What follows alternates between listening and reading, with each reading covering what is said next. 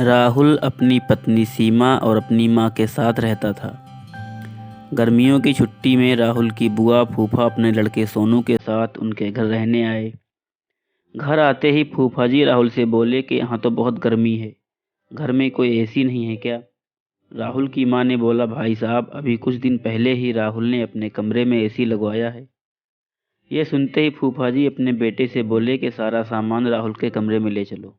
राहुल और उसकी पत्नी सीमा चुप रहे, क्योंकि उसने सोचा कि कुछ दिनों की तो बात है। इस तरह बुआ फूफा जी को राहुल के घर रहते 1 महीना हो गया। राहुल ने अपनी माँ से पूछा कि बुआ कब तक जाने वाली हैं? हम कब तक ऐसे ही हॉल में सोकर अपना गुजारा करेंगे? राहुल की माँ बोली, बेटा, रिश्तेदारी का मामला है, हम कुछ कह भी तो नहीं सकते। राहुल की पत्नी सीमा बोली, वो सब तो ठीक है, लेकिन उनका छोटा लड़का सोनू दिन भर घर में ऊधम करता रहता है।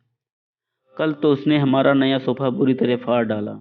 राहुल इस बात पर बहुत गुस्सा हुआ कि नया सोफा फाड़ दिया। वो अपनी पत्नी से बोला कि तुम सोनू को ऐसा करने से रोकती क्यों नहीं? सीमा बोली, जब से बुआ फूफा जी आए हैं कुछ न कुछ खाने की डिमांड करते रहते हैं, जिससे मेरा और माँ जी का सारा दिन तो रसोई में ही बीत जाता है। राहुल ने कहा कि मैं अभी जाकर फूफा जी से पूछता हूँ कि वो आखिर कब तक जाएंगे। राहुल ने बातों बातों में फूफा जी से कहा कि 1 महीना हो गया है, आपके जॉब की छुट्टियाँ तो ख़त्म हो गई होंगी ना? फूफा जी बोले, राहुल, मैंने जॉब तो कब की छोड़ दी। अब तो मैं बिजनेस करता हूँ, और अब मैं इस शहर में भी कुछ बिजनेस खोलने की सोच रहा हूँ। पहले इस शहर को अच्छे से समझ लूँ, जिसमें 2-3 महीने तो लग ही जाएंगे। ये सुनकर राहुल समझ गया कि फूफा जी अभी जाने वाले नहीं हैं। उसने ये बात अपनी पत्नी और माँ को बताई। सीमा बोली, जब घी सीधी उंगली से नहीं निकलता तो उंगली टेढ़ी करनी पड़ती है। इनके साथ भी कुछ ऐसा ही करना होगा।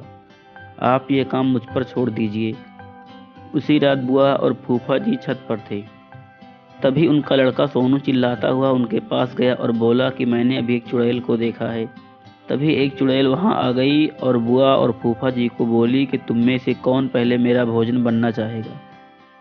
चुड़ैल को देखकर वो बहुत डर गए और उस घर से भाग गए। उनके जाने के बाद सीमा ने अपना चुड़ैल का मुखौटा उतारा। बुआ के परिवार के जाने के बाद सबने चैन की सांस ली। सीमा की सास ने सीमा से कहा कि तू तो बड़ी अच्छी चुड़ैल बनती है। यह कहकर सब हंसने लगे। इस कहानी से हमें ये सीख मिलती है कि हमें किसी भी रिश्ते का गलत फ़ायदा नहीं उठाना चाहिए।